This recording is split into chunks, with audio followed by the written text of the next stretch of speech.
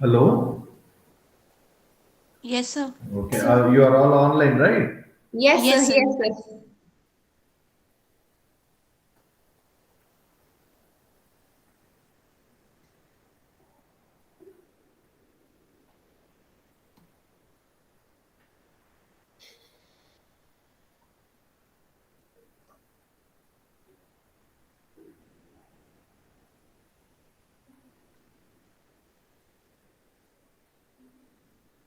PT COVID.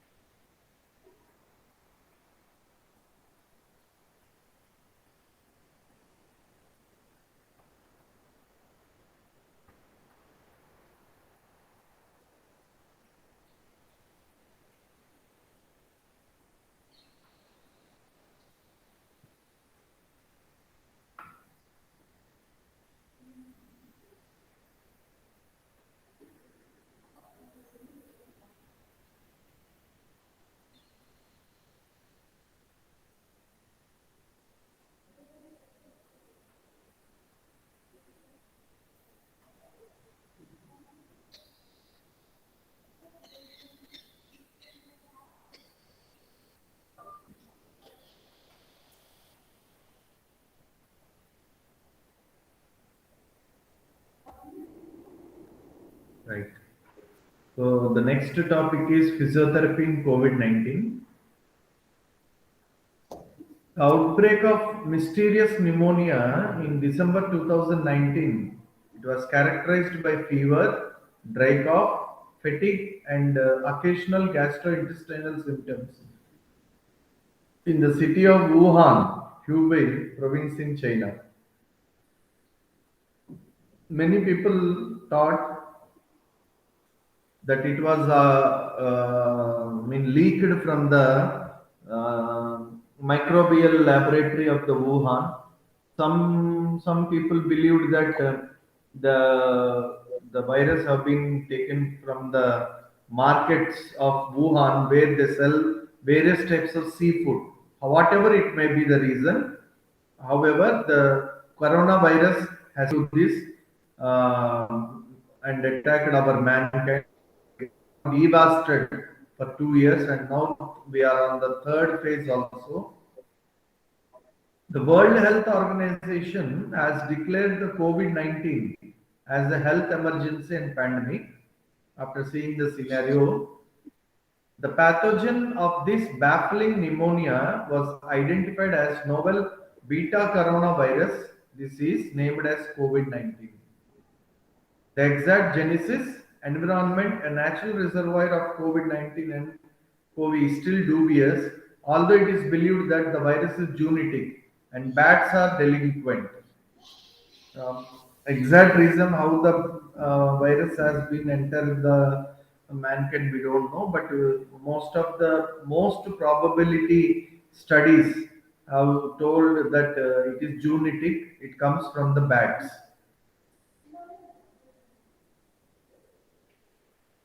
Early intubation is recommended. See, when a patient uh,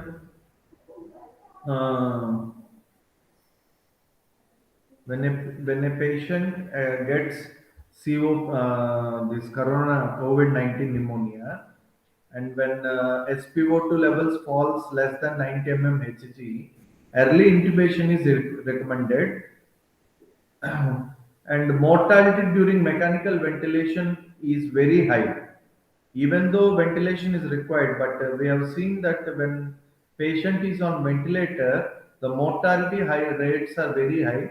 By Alzani W 2020 study, they have found that when an early intubation is done, when the patients are on mechanical ventilation, the mortality was high.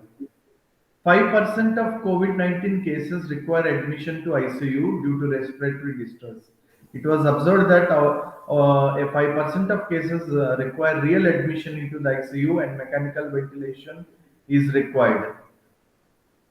The global current treatment options most followed for ARDS, acute respiratory distress syndrome, due to COVID-19 pneumonia include high flow nasal cannula, HFNC, non-invasive ventilation, that is, and mechanical ventilation with lower tidal volume and continuous positive airway pressure. This is normal treatment options that are being followed across the world globally for COVID-19 pneumonia.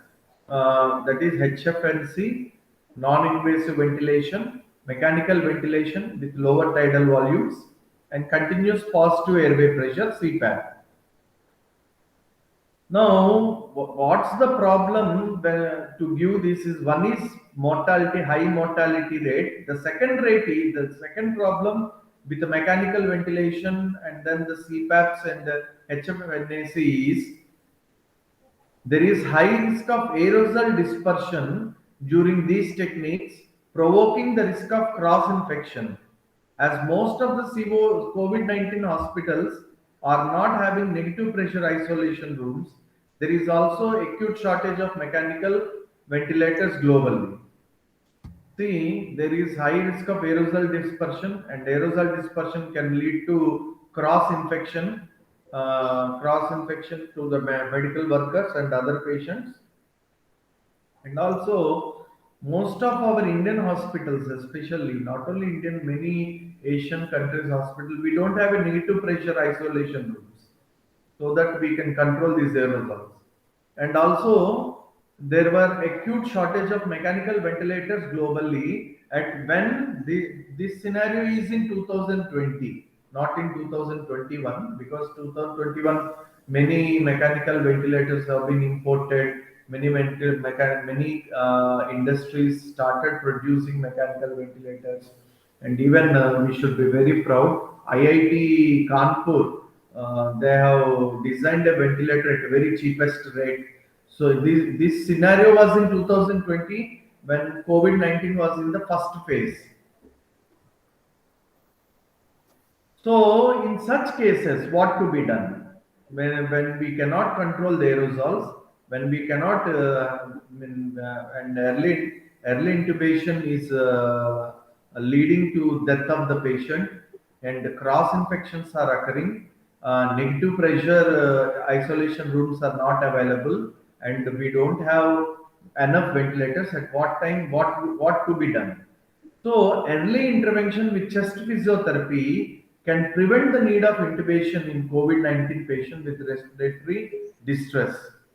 Chest physiotherapy focuses on airway clearance techniques, re-expansion of the collapsed segments of the lungs, maintaining adequate levels of oxygenation. So here, early intervention, that is when the patient was admitted into the ICU for respiratory distress, immediately if we start chest physiotherapy, then we can avoid the intubation, need for intubation. Mainly we focus on the airway clearance techniques, re-expansion of the collapsed segments due to pneumonia, and then maintaining adequate levels of oxygenation. These may delay and prevent the need of intubation and may facilitate early weaning, even though if the patient is ventilated. If we start physiotherapy, chest physiotherapy, we can wean the patient early from the ventilator, and we can reduce the chances of re-intubation. Physiotherapists who work in primary healthcare facilities will likely play a very important part in the management of patients admitted to hospital with confirmed or suspected cases of COVID-19. Now, the WHO has given some key considerations for COVID-19 chest physiotherapists people working with chest physiotherapists. First one is stay current. That is, ensure that you are all well read on current COVID-19 guidelines. The WHO and the CDC have good evolving resources. Also check with your local authorities what is the current scenario and how to give chest physiotherapy. Stay calm because you will be wearing the PPE kit. I tell you, I used to treat around 40 patients in the ICU, COVID ICU.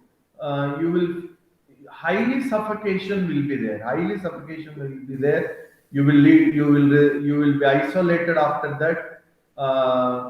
You get boredom. You get frustrated. So at that time, you should stay calm. Anxiety and depression it will attack the therapist also because of the current scenario. But you have to stay calm. Have an objective view of the crisis we are facing. People do example, staff and patients may look to you as a leader to provide information to help them make decisions and also provide reassurance that we can take care of them at this time of need. See, the anesthetist will take opinion of you whether to intubate the patient, or he can take your opinion when to extubate, uh, and ICU, and the physician also can ask you what about the discharge of the patient, how much endurance capacities are there. At the same time, the patient guardian will be asking you many questions. So at this time, you should stay calm because you are supposed to be in a position to take a decision at many times. Minimize exposure in your setting. Take all necessary precautions to minimize your exposure in the setting. Review infection prevention control guidelines. Practice social distancing. Implement triage strategies. Reschedule non-urgent care. Consider digital service delivery. Consider closures. For example, if you don't have PPE, personal protection equipment available. See, triage is a place where we diverge the patients depending upon the severity. You have to reschedule non-urgent cases, and if you don't have enough PPE kits, better you close down your clinic. Don't get exposed. Get involved in workforce planning, where appropriate offer services to reduce the load on emergency departments and frontline practitioners. Get educated. All staff should be trained in COVID-19 related strategies and procedures, including rehearsals of potential scenarios such as COVID-19 case being identified in the clinical premises. Now, next one, we have done a research. It's a review article actually. Shortwave diathermy as a physical antidote for COVID pneumonia. Shortwave diathermy we can use as a physical antibiotic in COVID-19 pneumonia.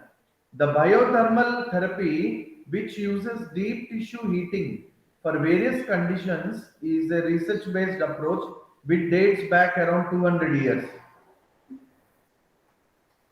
Shortwave diathermy is frequently used in infections and has a century back long track record of improving infection guidelines. It is frequently called as physical therapy antibiotic. It has a track record of reducing 50% death rates in pneumonia and doubling the recovery rates. In the coronavirus naturopathic guidelines, COVID-19, Portland Clinic of Holistic Health recommended the use of shortwave diathermy in COVID-19 pneumonia to combat the infection and inflammation of the lungs, which reduce mortality and enhance recovery.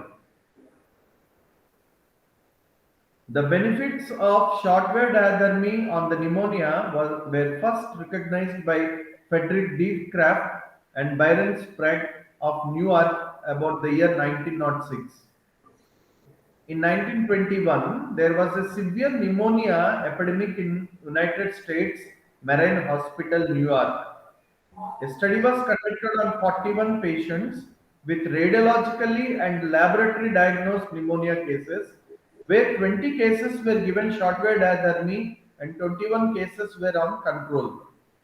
The death rate was 17% in experimental, that is SWD group, when compared to 42% in control group. So this is the see, actually no one has given shortwave diathermy on corona patients, but we made a hypothesis that shortwave diathermy can be given as a physical antibiotic to COVID-19 patient pneumonia, because in 1929 it was given to the pneumonia patients in USA, and the death rate was controlled when compared to the control group, experimental group, the death rate was low. So we hypothesized that if shortwave diathermy is given to corona patients, maybe the death rate and may reduce, and the need for intubation can be reduced. Now, how does the diathermy affects the pneumonia? One is temperature. There was a drop of temperature resulting in conserving body energy, reducing pulse and respiratory rate. Now, these are the effects that were observed when pneumonia patients were given shortwave diathermy.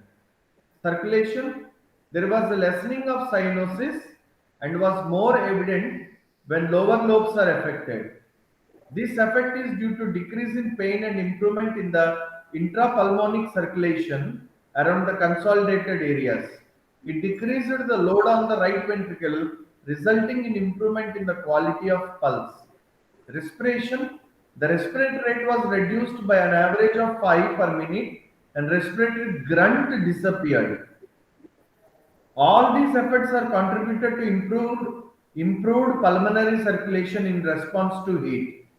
Pain, there was reduction in the pain resulting in reduced anxiety levels and improved respiratory efforts. A maximum of 6 to 8 treatment sessions with shortwave diathermy showed marked reduction in the size of inflammation and pulmonary opacity in radiographs. Shortwave diathermy applied through the chest in the pneumonia patients provides a sense of well-being by Deus Ex Mission principle. It has also shown to reduce bronchospasm, general relaxation, and reduction in the viscosity of mucus, aiding in proper drainage.